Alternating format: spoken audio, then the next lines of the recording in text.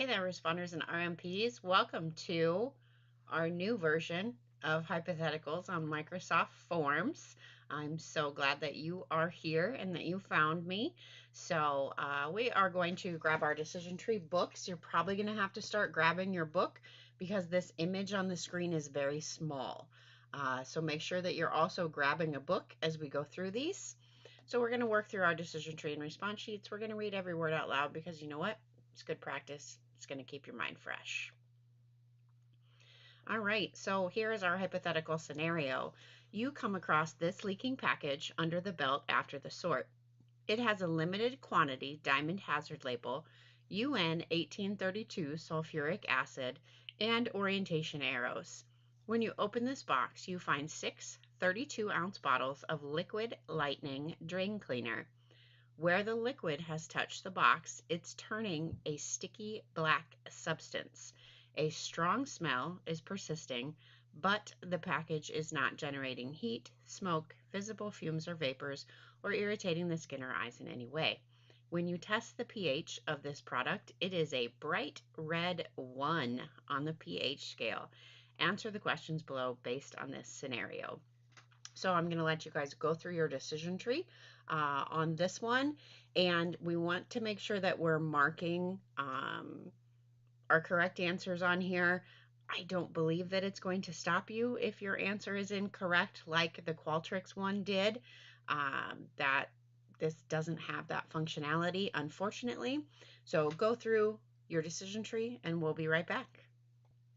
All right, so this is actually a real scenario that happened. This happened in my Monarch facility. We had this package, 93% concentrated sulfuric acid, come through with only a limited quantity label on it. And that was all that was required. So we can have some really dangerous stuff with that limited quantity hazard label. So we want to make sure that we're being careful.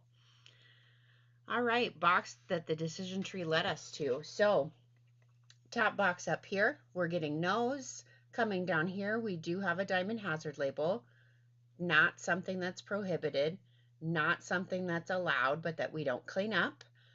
This one, not an edible liquid. So here we are once again ending up in our yellow box. We need to have our designated responder cleaning this up. And then the response sheet that we are going to go to is going to be our limited quantity response sheet. So it is on page 6 of your decision tree. And so we're going to go class 9 or limited quantity. And then what does the response sheet or containment sheet tell you to do that applies to this specific damage? So our response action steps, well, personal protective equipment. I wanted to highlight this that we're going to wear. This one right here, silver shield gloves. Make sure when you are dealing with either class 9 or your limited quantity labels that you're wearing those silver shield liners. My responder that cleaned this spill up, it started to dissolve his green gloves. So we want to make sure that we're wearing those silver shield liners when the response sheet tells us to protect our hands. Make sure we're getting those silver shields on when we need to. All right, our response action step. Keep all sources of ignition away from the substance. Avoid creating friction or sparks. Avoid any activity which will cause the material to become airborne.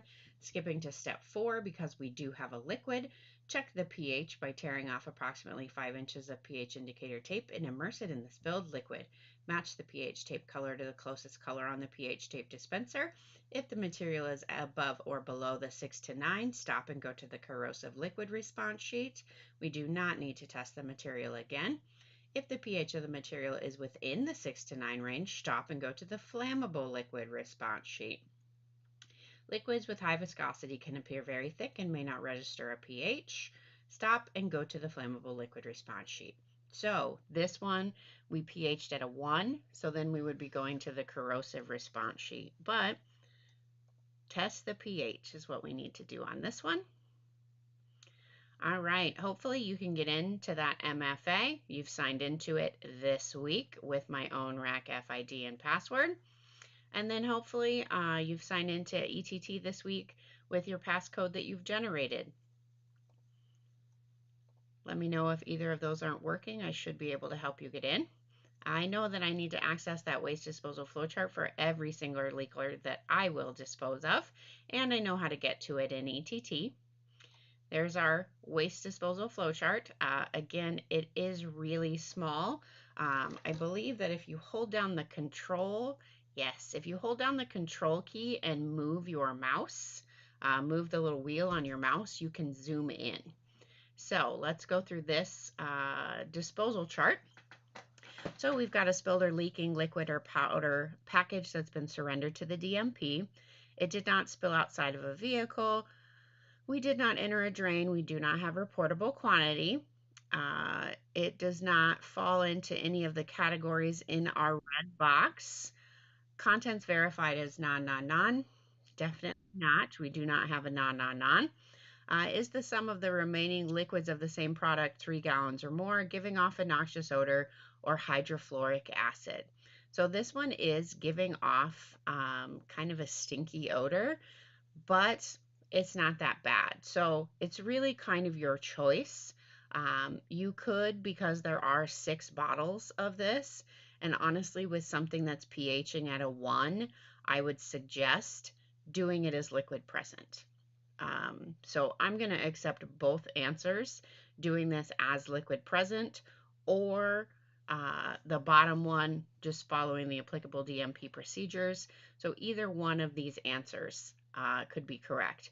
I like to, if something's really stinky, I like to just not mess with it. I'm not going to solidify it. I'm just going to put those containers directly into that green bag. So we are going to pick this top one right here, Appendix D.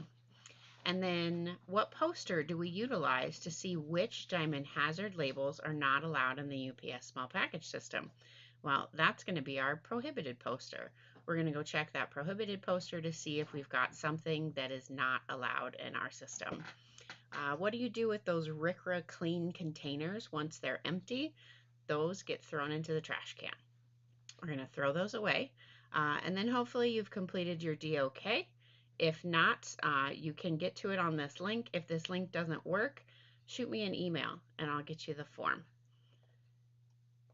All right, so this is where our functionality changes quite a bit. So you do have to type in your name, and then you have to hand key your employee number.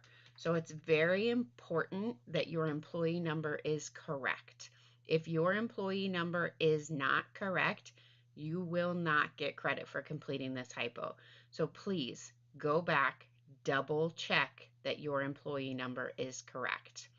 And then division, we're going to use our drop downs. And unfortunately, all of the centers are in here. They are sorted by SLIC number.